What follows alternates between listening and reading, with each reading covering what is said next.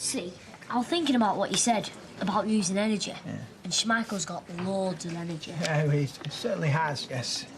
So what you do is you put a harness on him. Harness the energy, yes. Very good.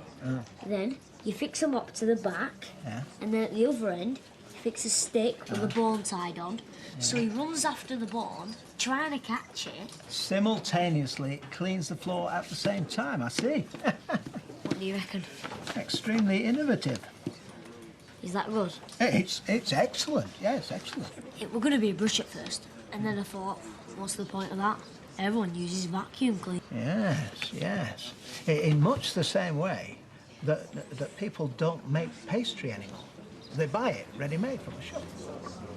But you didn't let that put you off. You realise that just because the application of an idea is outmoded, it doesn't mean the idea itself is. Did I? To put it simpler, you don't throw the baby out with the bathwater.